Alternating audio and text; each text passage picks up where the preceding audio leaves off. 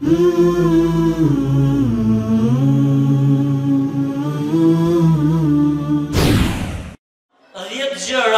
që e prishin vllazërinë. 10 gjëra, nëse na ndodhin, do të thotë se prishet vllaznia. Nuk ka më vllazni për hir të Zotit.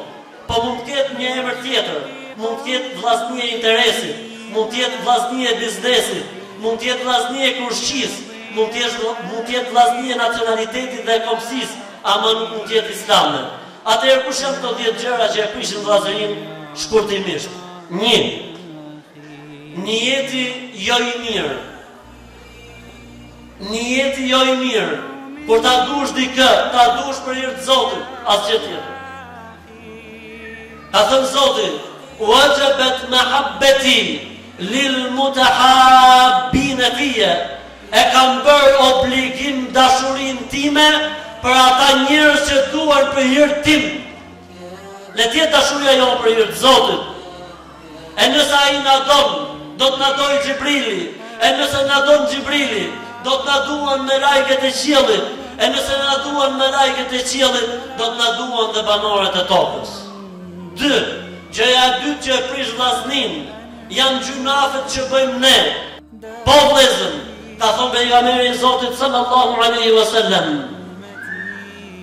"Ma tahabba ithnani fillah illa kanat adh-dhunubu sababan lit-tafriq baynahuma."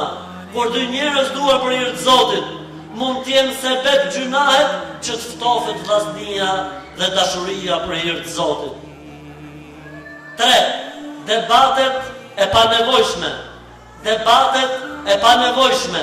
Ka thënë Muhamedi sallallahu alaihi wasallam: "Ana za'imun bi baitin ose li baitin fi rabatil janna liman taraka al-mira'a walau kana muhiqqan." Unë i garantoj një shtëpi në xhenet atij që e lën debatin edhe nëse ka drejt. 4. Smira dhe hasedi. Nëse ka smir dhe hased, vdes vllazëria. Nëse ka smir dhe hased, s'ka më vllazëri. Smira dhe hasedi vrau vllajin me vllajin në rastin e Kabilit dhe të Habilit. Smira dhe hasedi është mëkati i parë që është bërë në tokë. E nëse ka smir, s'ka më vllazni. 5. Konkurenca jo e ndershme. Konkurenca në këtë botë është në dy llojshme. Konkurenca e ndershme dhe jo e ndershme. Ajo që nuk është e ndershme e shkatron vllaznin. E nëse është e ndershme e forcon vllaznin, sepse unë nuk ka pse ndihem keq, pse edhe vllai po fiton ashtu siç fitoj edhe unë. 6. Lavdrimi. Lavdrimi me gjëra që nuk kanë të bëjnë me aspektin e besimit, siç është lavdrimi në emër të racës, lavdrimi në emër të ngjyrës, lavdrimi në emër të kombësisë. Jo vallahi billahi, inna al-jahiliya, pejgamberi e quajti ignorancë. Në kohën e pejgamberit sallallahu alajhi wasallam ndodhi një zëng mes ansarëve dhe muhaxhirëve, dhe tha ansariu: "Ya lil ansar", tha muhaxhiri: "Ya lil muhaxhirin", fa qala Rasulullah sallallahu alajhi wasallam: "Abi da'wa al-jahiliya wa ana bayna dhahranaykum", ai ansari tha o ansar, muhaxhiri tha o muhaxhir, dhe desh klasi debati dhe konflikti. Tha pejgamberi sallallahu alajhi wasallam: "Si ka mundësi që ju ngreni shprehjet dhe flamujt e ignorancës, ndërkohë që unë jam akoma gjallë në mesin tuaj?" Prej gjërave që shkatrojnë vllaznin është tallja me njëri tjetrin. Tallja është gjë tjetër dhe shakaja është gjë tjetër.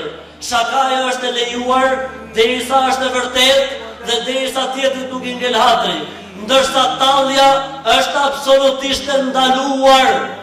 Tallja dhe një lloje tjetër është absolutisht e ndaluar, siç e ka përmendur Malli Zot xhalla xhelaluhu në Kur'an. 8. Prishja e ekuilibrave. Normalisht që njeriu në jetë ka ekuilibra të cilët duhet i mbajë dhe duhet i ruajë. Te i kalimi në caqeve dhe ekuilibrave prish vllazërinë islame.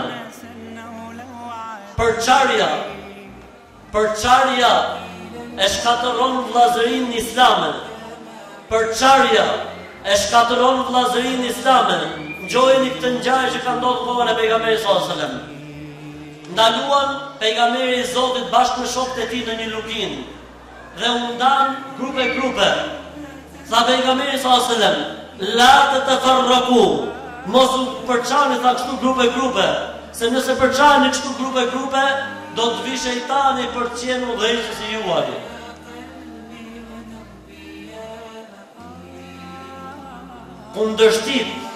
Kundërshtit në mendime nuk do të thotë përçarje. Përçarja është e keqe, ndërsa kundërshtia në mendime është vlerë e cila ka ardhur qysh nga koha e sahabëve radiallahu ta'ala anhum. Dhe e fundit fare, mos toleranca në mendimin e tjetrit, ndërkohë që edhe i ka të drejtë të ketë mendimin e tij, ka të drejtë të ketë argumentin e tij, ka të drejtë të shprehë mendimin e tij, nuk ka dyshim se një gjë e tillë, nëse njeriu ngul këmbë, duke thënë se vetëm unë jam me të vërtetën, vetëm unë mbështetem Kuranit, vetëm unë mbështetem Sunetit, subhanallah, sikur ky njeri ka marrë ekskluzivitetin nga Zoti për të folur në emër të Zotit.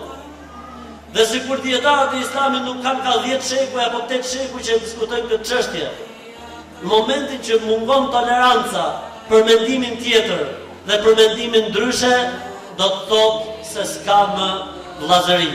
Vëllezër të nderuar dhe motra të nderuara, dua ta mbyll me një hadith të pejgamberit sallallahu alaihi wasallam, në të cilin dua të përfshi edhe organizatorët e këtij takimi. Ka thënë Muhamedi sallallahu alaihi wasallam, men lem yashkuri al-qalil, lem yashkuri al-kathir, wa men lem yashkuri an-nas, lem yashkuri Allah. Al-jama'atu rahma wa al-firqatu adhab. Pejgamberi i Zotit sallallahu alaihi wasallam në këtë hadith ka thënë, ai që nuk falënderon për pak, nuk di të falënderoj as për shumë, ai që nuk di të falënderoj njerëzit, as Zotin nuk di ta falënderoj. Dora e Allahut është me unitetin, dora e Allahut është me bashkimin. Bashkimi i muslimanëve është mëshirë dhe përçarja mes tyre është dënim dhe azab. Lut Allahun xhalla xhelalu që të na bashkojë në këtë botë.